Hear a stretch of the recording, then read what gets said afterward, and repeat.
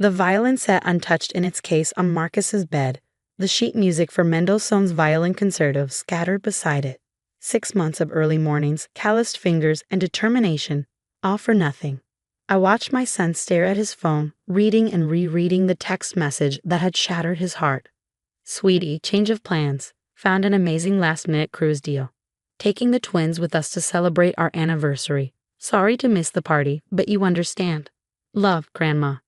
The twins were my stepsister Jessica's 13-year-old daughters. The real grandchildren, as my mother often pointed out, because Jessica was their biological daughter while I was adopted. Marcus looked up at me, his brown eyes swimming with tears he refused to let fall. "Did they even know," he whispered, "about the performance?" I shook my head, my throat tight. We kept it a secret, wanting it to be a surprise. For 6 months, Marcus had been teaching himself to play my father's favorite piece. The same concerto Dad had performed at his own wedding 50 years ago. The same piece he'd given up playing after a car accident damaged his hands 20 years earlier.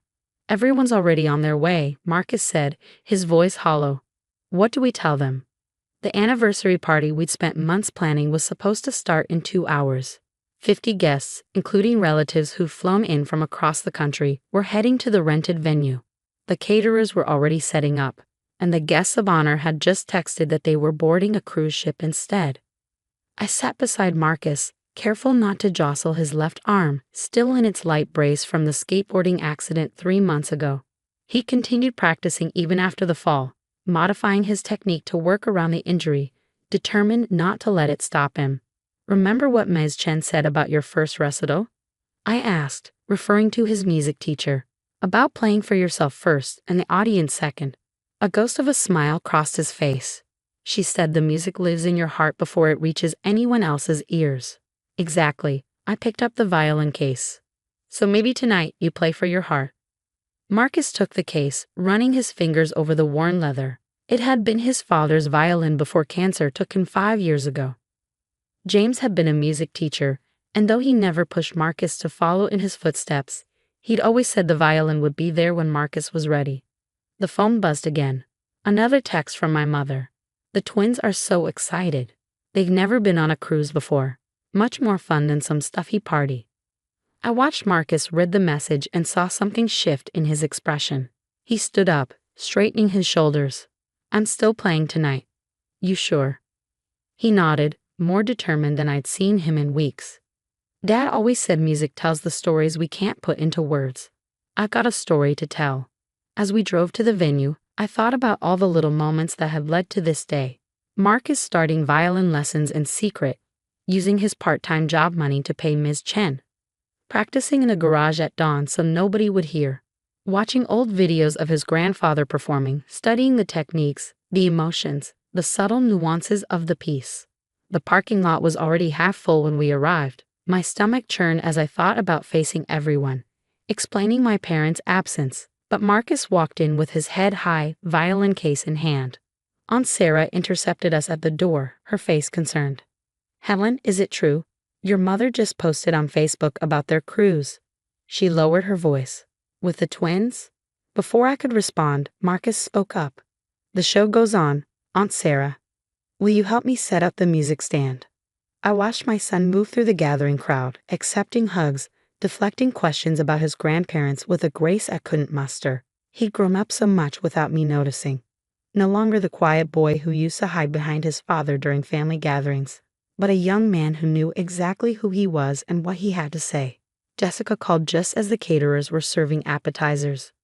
"Mom said you're probably upset," she started, not bothering with hello. "But you have to understand, the twins have been begging for a cruise, and you know how Mom and Dad are with them. They're with their real grandchildren." I finished, the familiar bitterness rising. "Having a real celebration." "Helen, don't be like that. Marcus probably doesn't even care about some anniversary party. He's a teenager. He'd rather be playing video games or whatever." I looked across the room at my son, who was carefully tuning his violin behind a makeshift curtain we'd set up for the surprise performance. "You have no idea who Marcus is, Jessica. None of you do." The next hour passed in a blur of explanations and awkward conversations. Some guests left early, others stayed out of obligation or curiosity. I overheard snippets of gossip, saw the pitying looks, felt the weight of decades of being the adopted child who never quite measured up. Then, at exactly 7:30, the time we planned for the surprise performance, Marcus stepped onto the small stage we'd set up. The conversations died down as people noticed him, violin poised, ready to play. "Many of you know this piece," he said, his voice clear and strong. "50 years ago, my grandfather played it at his wedding. He used to say that music is the purest way to say I love you without words." He paused, looking out at the crowd. "Tonight, I'm playing it for someone else who taught me about love, my dad. He showed me that family isn't about biology or DNA. It's about the music we make together, the stories we tell, the love we choose to give." The first notes of Mendelssohn's Violin Concerto filled the room. I'd heard Marcus practice countless times, but this was different. Each note carried years of unspoken words, of trying to be enough, of loving people who couldn't love back in the same way. Aunt Sarah reached for my hand, her eyes wet. "James would be so proud," she whispered. I nodded, unable to speak. In that moment, watching my son pour his heart into every bow stroke, I realized something profound. We'd spent so many years trying to be part of someone else's story that we'd forgotten to write our own. Marcus played the final movement with his eyes closed, swaying slightly, his injured arm holding steady despite the strain. As the last note faded, there was a moment of absolute silence. Then my phone buzzed. A new text from my mother. "The twins just told us the most amazing thing about Marcus." I looked up from the phone to see my son taking a bow, his face flushed with emotion and triumph. Whatever that text said didn't matter anymore. Tonight, Marcus had played his truth, and somewhere, I knew James was listening. But what my mother had discovered about Marcus, what the twins had revealed, would soon turn their perfect cruise into a storm of regret. The text messages started flooding in around midnight, first from my mother, then my father, then Jessica. Each one was more frantic than the last. I sat in our darkened living room, watching Marcus sleep on the couch, his father's violin still cradled in his arms, as I read through them. "Helen, why didn't you tell us Marcus was playing violin?" The twins showed us his YouTube channel. "He has over 100,000 subscribers. Is it true he won the State Youth Orchestra competition?" The secret my son had been keeping wasn't just about learning his grandfather's anniversary piece. For the past 2 years, under the username Midnight Violin, Marcus had been posting videos of himself playing classical pieces blended with modern songs. His latest video, a fusion of Mendelssohn and contemporary pop, had gone viral 3 weeks ago. The twins, apparently, were among his biggest fans. They'd been following his channel for months, Jessica wrote. Never realized it was their cousin. They recognized him from the cruise ship's Wi-Fi when Mom posted about skipping the party. They're devastated. We all are. I thought about responding, about telling them how Marcus had taught himself to play through YouTube tutorials before finding Ms. Chen. How he'd spent every dollar from his summer job on lessons instead of the gaming computer they assumed he was saving for. How he'd play through a broken arm, through grief, through years of feeling like he wasn't real enough for his grandparents' love. Instead, I watched another text appear. "We're cutting the cruise short. Coming home tomorrow. Please, can we talk?" Marcus stirred on the couch, his phone slipping from his hand. The screen lit up, showing hundreds of notifications from his latest video, the one he posted just an hour ago. He titled it Playing Through Pain, a letter to my grandparents. It was his performance from tonight, recorded by Aunt Sarah. But he'd added text overlays, telling the story of a boy learning his grandfather's wedding song, of an adopted mother and son building their own definition of family, of love that doesn't depend on DNA or biology. The video already had 50,000 views. "Mom?" Marcus mumbled, half asleep. "Are you crying?" I hadn't realized I was until he mentioned it. Happy tears, I assured him. "Your dad would be so proud of you tonight." He sat up slowly, wincing as he moved his injured arm. I kept thinking about what Dad used to say, about music being a bridge between hearts. I thought if I played well enough, if I became good enough at Grandpa's favorite piece. "Oh, honey," I moved to sit beside him. "You were always enough. Some people just have walls too high for any bridge to reach." He picked up his phone, scrolling through the comments on his video. "Ms. Chen always said music finds its way to the people who need to hear it." He paused and showed me a comment that made my breath catch. I'm on a cruise ship right now, crying because I just found out this amazing violinist is my cousin. At Midnight Violin. I'm so sorry we weren't there tonight. Emma and Sophie, the twins. The next morning, while Marcus was at his weekly lesson with Ms. Chen, my parents showed up at our door. They looked tired, disheveled from their rushed return. Mom's perfectly maintained hair was frizzy from the humidity, and Dad's usually pressed slacks were wrinkled from travel. We saw the video, Mom said before I could speak. All of them. 2 years of videos we never knew about. Our grandson.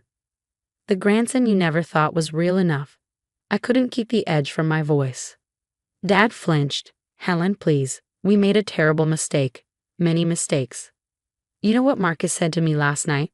I let them into the house but remained standing. He said he thought if he played your wedding song perfectly enough, it might build a bridge to your hearts. A 16-year-old shouldn't have to work that hard for his grandparents' love. Mom sank onto our couch, her eyes falling on the violin case in the corner. Is that James's violin? I confirmed. The one you said was wasted on our family when he died, because Marcus wasn't showing any musical talent at 11. He was grieving, Dad whispered. We all were. I never thought that he'd teach himself to play, that he'd become a viral sensation, that he'd master your wedding song with a broken arm just to surprise you on your anniversary. They sat in silence, the weight of years of casual cruelty settling around us. Through the window, I could see their hastily parked car, designer luggage still visible in the backseat, the luggage they'd packed for a cruise with their real grandchildren. There's something else you should know, I said, pulling up Marcus's YouTube channel. The competition he won last month? It was the same one you won in high school, Dad. He found your old program, learned the same piece. He wanted to make you proud. Dad's hands began to shake as I played the video of Marcus's winning performance. The same intricate fingering. The same slight sway during the crescendo. He'd studied his grandfather's old recordings until he could mirror them perfectly. When did he start playing? Mom asked, her voice small. The day after James's funeral. He found an old beginner's book in the violin case and started teaching himself. Said it made him feel closer to his dad. I paused the video. Not that either of you visited enough to notice. The sound of a car pulling up made us all turn. Through the window, we could see Marcus getting out of Ms. Chen's car, violin case in hand. He was laughing at something she'd said, his whole face lit up the way it only did when he talked about music. He looks so much like James when he smiles, Dad said softly. He has James's heart too, I replied. Big enough to keep loving people who don't love him back the same way. Marcus walked through the door, freezing when he saw his grandparents. The smile faded from his face, replaced by a careful neutrality I hated seeing on my teenage son. Marcus, Mom stood up, taking a step toward him. We saw your videos. All of them. And last night's performance. But what happened next would prove that sometimes the hardest songs to play are the ones that come from our own hearts. Marcus looked at his grandparents, then at his violin case, before speaking softly. Miss Chen always says there are 2 kinds of musicians. Those who play the notes, and those who play the story behind them. He paused, his fingers tightening on the case handle. Last night, I played my story. The silence that followed was heavy with unspoken words. Dad stepped forward, his hands trembling slightly as he reached for the violin case. May I? Marcus hesitated before handing it over. Dad opened it with the reverence of someone handling precious memories, his eyes filling with tears at the sight of the carefully maintained instrument. You've been cleaning it with lemon oil, he observed. Just like I taught your father. YouTube tutorials helped, Marcus replied. But Dad's old maintenance journal was more useful. Mom gasped softly. You found James's violin journal? Marcus nodded. It was inside the case lining. Every entry taught me something, not just about violin care, but about Dad. About music. About love. He took a deep breath. There was an entry about you too, Grandpa. About how you taught Dad to play even after your accident, using your damaged hands to show him finger positions. Dad's shoulders began to shake. I never thought, never imagined I'd pass that legacy on through James to you. That's the problem, I interjected quietly. You never thought about what legacy you were passing on at all. Too busy looking for a real inheritance to see the one taking shape right in front of you. Mom stepped forward, her designer cruise outfit suddenly looking out of place in our modest living room. We saw the comments on your videos, Marcus. The ones where you talk about learning your grandfather's wedding song. About wanting to surprise us. Her voice cracked. About feeling like you needed to earn our love. Marcus moved to the window, looking out at the street where he used to practice in the early morning hours. Music makes sense to me, he said. Notes don't care about biology or adoption papers. They just care about how much love you put into playing them. The twins. Dad cleared his throat. They showed us every single one of your videos on the cruise. They've been to your online concerts, donated to your streaming channel. Their own cousin, and we didn't even know. Emma and Sophie are amazing musicians too. Marcus turned back, a small smile forming. They've been sending me violin duet requests for months. I just never told them it was me behind the channel. They want to play with you, Mom said. They've been practicing your arrangements. For the first time, a real spark of interest crossed Marcus's face. Really? They're outside in the car, Dad admitted. Too nervous to come in. They've been your fans for so long. Finding out you're their cousin, well, they're a bit starstruck. Marcus's laugh, sudden and genuine, broke through the tension like sunshine after rain. Starstruck by their gaming-obsessed cousin who supposedly never leaves his room. The twins must have heard his laugh because the front door burst open, revealing two teenage girls clutching violin cases and sheet music. You're really midnight violin? Can you teach us that Mendelssohn pop fusion? We brought our violins. We're so sorry we didn't know. We're so sorry we went on that stupid cruise. The words tumbled out in typical teenage enthusiasm, and for a moment, I saw what could have been, what should have been, all these years. 3 talented grandchildren sharing music, laughter, and love. Marcus looked at me, seeking permission. I nodded, feeling tears form as he took his violin from Dad's hands and said, "Well, I did arrange that last piece for 3 violins." What followed was 2 hours of music, mistakes, giggles, and genuine connection. The twins weren't as skilled as Marcus, but their enthusiasm matched his. Mom and Dad sat on the couch, watching their grandchildren create harmony from years of discord. As the impromptu concert wound down, Dad stood up slowly. "Marcus," he said, his voice thick with emotion. "That piece you played last night, my wedding song. Would you teach it to me? My hands can't play anymore, but I'd like to help you perfect it, if you'll let me." Marcus looked at his grandfather, really looked at him, perhaps for the first time seeing past the years of hurt to the musician who'd inspired his father. "I'd like that," he said softly. "I have some questions about the third movement that you two couldn't answer." Mom wiped her eyes, smudging her careful makeup. "We can never make up for the time we lost," she said, "for the love we withheld. But maybe we can be part of your story going forward. All of our grandchildren's stories." The twins had already started unpacking their violins again, eager to learn more from their newly discovered musical cousin. Their energy filled our living room with possibility, with hope. Marcus picked up his father's violin journal from the case, holding it out to his grandfather. "Dad wrote that music is like family," he said. "Sometimes you have to practice the hard parts over and over until they flow smoothly. Sometimes you have to adjust your technique when things get painful. But if you play with love, even the broken pieces can make something beautiful." Dad took the journal with shaking hands, and Mom wrapped an arm around him. Both of them finally seeing their grandson, really seeing him, for the first time. As Marcus raised his violin again, ready to teach his cousins a new piece, I thought about bridges built of music and mortar made of love. About how sometimes the finest symphonies come after the deepest silences, and about how family, like music, isn't about perfection. It's about practice, patience, and the willingness to play through the pain until you find the right note.